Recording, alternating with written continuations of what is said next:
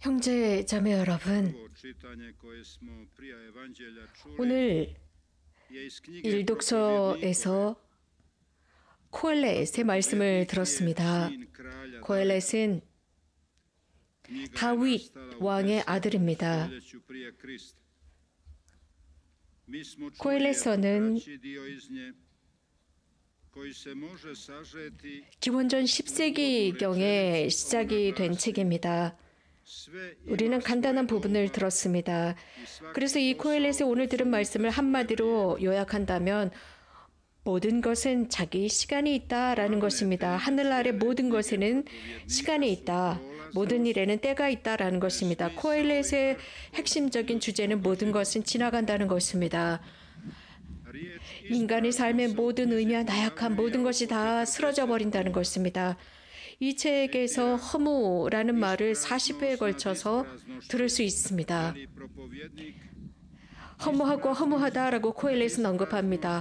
허무하고 허무하구나. 모든 것이 허무하다라고 언급합니다. 인간이 평생을 일함으로써 얻은 그 모든 것들이 무슨 소용이 있을까? 허무하다라고 언급합니다. 정말 그렇다면 하느님의 말씀은 어제 우리가 받아들였고 하지만 내일이 올지는 아무도 모릅니다. 그렇기 때문에 코엘렛이 항상 강조하는 것은 허무와 나약함이었습니다. 인간의 삶의 허무와 나약함이었고 그러므로 쾌락도 지나가고 인간이 했었던 모든 노력도 다 쓰러져 가기 때문에 의미가 없다는 것입니다.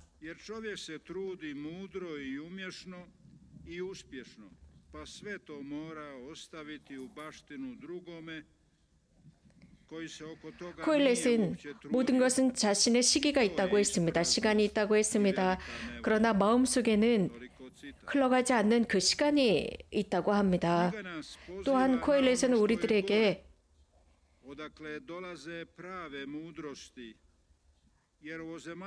참 지혜가 오는 그곳이 있다는 것을 가르치고 있습니다. 이 세상에 있는 모든 것들은 다 쓰러지고 말지만 영원함에서 오는 그것들은 쓰러지지 않는다는 것. 즉 우리들이 관심을 두어야 하고 우리들이 그것을 얻을 수 있도록 소명을 다해야 한다는 것입니다. 그래서 그것을 찾을 수 있도록 주님께 청해야 한다는 것입니다. 우리가 이 세상에서 존재하는 동안, 이곳에서 사는 동안 그것을 찾을 수 있도록 주님을 더욱 쉽게 만날 수 있는 그곳을 찾으라는 것입니다. 그것은 바로 이건 메주거리에도 그 중에 하나라고 할 수 있습니다. 그래서 일독서의 코엘렛의 말씀의 결론은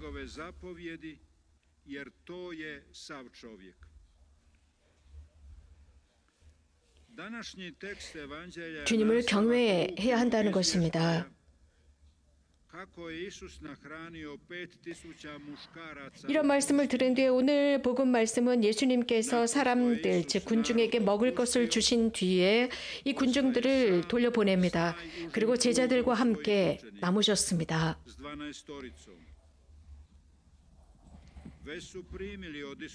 그들은 이미 예수님으로부터 권위를 부여받았습니다. 즉 선교 사명의 권위를 부여받았고 또 자신들이 예수님과 함께하면서 한 그 경험을 증언하도록 소명을 받았습니다. 예수님과 함께 남아있었던 바로 그 사람들에 관해서 오늘 루카 복음사가는 이렇게 전하고 있습니다. 즉 예수님께서 기도하시는 모습이었습니다. 예수님께서는 그 제자들이 있는 앞에서 기도하십니다. 그들을 부르시기 전에도 기도하신 것처럼 그들과 함께 머무시면서도 기도하시는 모습이십니다.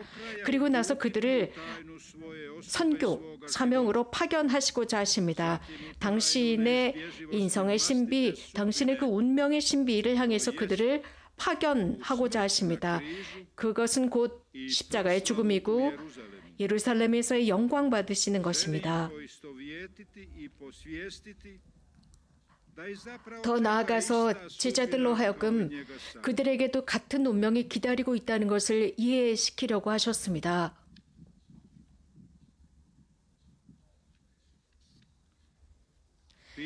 그러시면서 제자들에게 물으십니다. 사람들은 내가 누구라고 하더냐라고 물으셨습니다. 그러자 그 답은 다양했습니다. 심지어 헤로데조차도 예수님에 대해서 관심을 보이고 있었습니다. 그래서 어떤 사람들은 세례자 요한이라고 하고 어떤 이들은 엘리야라고 하고 어떤 사람들은 예언자라고 한다. 사람들은 각양각색으로 자신들의 의견을 내놓았습니다. 그러자 예수님은 마지막으로 다른 질문을 하십니다. 군중들, 다른 사람들이 하는 그 말에는 관심을 보이시지 않으시고 그렇다면 너희들은 나를 누구라고 생각하느냐라고 물으십니다. 내가 너희들에게 과연 누구더냐라고 물으십니다. 그러면서 그들은 그들에게 집단적으로 물으셨고 또 개별적으로 물으십니다. 각각에게 우리들에게 건네시는 질문이십니다. 다른 사람들의 그 답에 대해서 하느님은 만족해하지 않으셨습니다. 모든 사람들이 각각의 사람들이 개별적으로 예수님 앞에서 그 질문에 대한 답을 드려야 한다는 것입니다. 예수님께서는 당신의 제자들이 정말 당신이 누구이신지 그 정체성을 이해하기를 바라셨습니다. 다른 대중의 어떤 대중적인 의견을 차치하고라도 그들의 의견을 듣고 싶어 하셨습니다. 베드로가 썩 나서서 분명하게 대답을 합니다. 당신은 살아계신 하느님의 아들이십니다. 당신은 선택받으신 분이십니다. 라는 답을 드립니다. 예수님께서는 그것은 천사들이 성모님께서 예수님을 잉태하시고 베들레헴에서 태어나시는 순간 천사들이 한 말씀이었다는 것을 알게 합니다. 예수님께서는 아주 위대한 활동들을 통해서 당신의 정체를 드러내십니다. 그것은 12명이라는 제자들 앞에서 드러내십니다. 그러자 그들은 다시 수군대며 서로 질문합니다. 이분은 과연 누구신가? 예수님께서는 그들 모두를 부르셨습니다. 그들은 다양한 방법으로 사회에서 배제당한 사람들이었습니다. 마테오는 세리로서 배제당했습니다. 며칠 전에 저희가 축일을 같이 지냈습니다. 그러나 이렇게 사회로부터 배제당하고 배척당한 사람들을 당신의 제자들로 부르셨습니다. 이런 사람들, 하느님께서는 모든 각각의 사람들에게 가까이 계시는 분이셨습니다. 그들에게 하느님의 나라를 선포하기 위한 것이었습니다. 그 왕국은 사람들 사이에 또 그분의 인성 안에 계시기 때문입니다. 예수님께서는 단 한 번도 당신의 청취자들로 하여금 다른 어떤 권위에 관심을 갖도록 하지 않으셨습니다. 오히려 예수님께서 선포하신 모든 말씀들은 권위가 있었습니다. 즉, 내가 너희에게 말한다 라는 식이었습니다. 권위를 담은 말씀이었습니다. 내가 하느님의 힘으로 마귀들을 쫓아낸다면 하느님의 왕국이 너희들 가운데 있는 줄 알아라 라는 말씀들, 하느님의 그 같은 손이시라는 것, 창조하시는 하느님의 영이시라는 것, 이건 복음사가 루카에게 있어서 매우 의미심장했습니다. 예수님은 항상 기도하시는 모습이었고 가장 중요한 사건들이 있기 전에 항상 기도하시는 모습이셨습니다.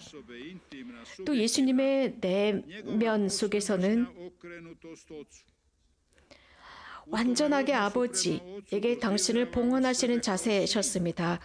아들로서의 봉헌하는 자세, 그리고 당신께서는 12 제자들을 선택하시기 전에도 기도하셨고, 그래서 기도는 그분의 필수적인 부분이었습니다.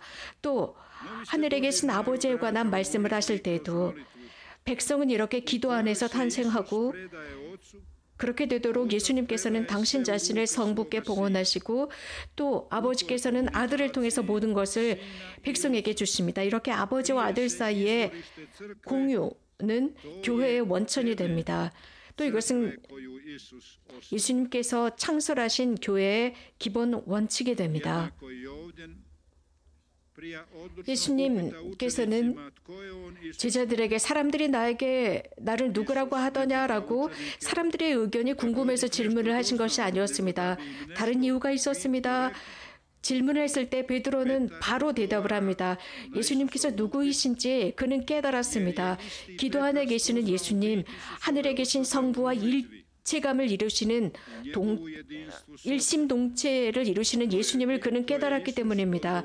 베드로가 기도하시는 그분의 정체를 알고 있었던 것입니다. 베드로는 교회의 이름으로 답을 했습니다. 모든 우리들의 이름을 대신해서 답을 드린 것입니다. 그리스도, 예수님을 향한 그리스도인들의 진짜 모습은 기도하시는 예수님을 알아보는 것입니다. 그래서 우리들의 진짜 그리스도인으로서의 모습은 기도하시는 그 예수님을 통해서 우리들도 우리들의 신앙을 고백해야 하는 것입니다. 깊은 시면을 담은 기도만이 이런 유일하신 그 인성에 도달할 수 있습니다. 이것은 인간적인 지성이나 철학이나 혹은 신학적인 고찰을 통해서 도달하는 것이 아니라 참 기도를 통해서 그분의 인성에 도달할 수 있습니다. 기도는 영혼의 숨쉬기입니다. 예수님께서는 참 기도를 하셨고 그 기도를 우리가 배우기를 바랐습니다. 또 십자가라는 고통을 통해서 하느님의 영광으로 들어가셨습니다.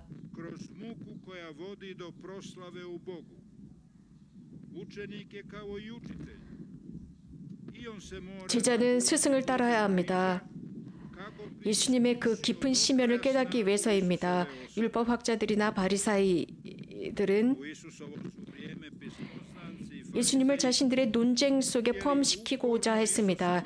이러한 논쟁을 통해서 그분이 누구인가 이해하려 했지만 예수님은 이러한 논쟁을 배제시켰습니다. 그들의 어떤 논쟁 속으로 끌려 들어가지 않으셨습니다. 오히려 당신의 고귀함, 당신의 말씀을 통해서 당신의 고귀함과 높으심을 드러내셨고 활동을 통해서 드러내셨으며 당신의 인성의 강인함을 통해서 드러내셨습니다. 그 모든 모습을 모든 이에게 제공하고 계십니다. 이러한 그리스도를 우리가 기억하고 그분을 우리들의 삶의 모델로 취한다면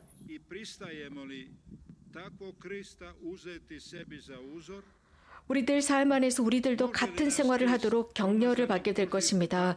예수님께서 돌아가셨던 그 십자가는 그럼으로써 우리들에게 삶의 여정이 될 것입니다.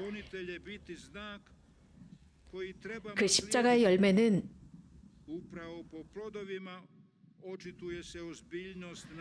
우리가 무엇을 믿고 있는지를 보여주게 될 것입니다. 예수님은 우리들에게 묻고 계십니다. 너는 내가 누구라고 생각하느냐라고 물으시는데 이 거룩한 미사를 봉헌하면서 이 예수님의 질문에 대한 답을 해봅시다. 우리 모두에게 이렇게 묻고 계십니다. 이 거룩한 미사, 또 인터넷을 통해서 이 미사에 참여하고 있는 너희 모두는 내가 누구라고 생각하느냐라고 묻고 계십니다. 진지하게 우리들에게 기도에 관해서 고찰하고 묵상하도록 초대하고 계십니다. 베드로는 그분을 인간의 구원자로 인식했습니다. 그런데 그 이상의 것을 보았습니다. 즉 영원한 구원의 보증임을 깨달았습니다. 이런 베드로의 고찰은 자신의 한계를 넘어서는 것이었습니다. 메시아가 고통을 받아야 한다. 이것은 인간적인 베드로로서는 깨달을 수가 없었습니다. 사랑하는데 왜 인간적으로 고통을 당해야 할까? 착한 일을 하는데 왜 고통을 당해야 할까? 였습니다. 그래서 그 답은 하기가 굉장히 어려웠습니다. 쉬운 것 같지만 어려웠습니다. 예수님의 그 권능은 사랑에 있습니다. 예수님은 어떤 민족적인 영웅의 모습이 아니었습니다. 오늘 성서 말씀을 통해서 나는 그분을 어떻게 생각하는지 잘 묵상해야 할 것입니다. 아멘.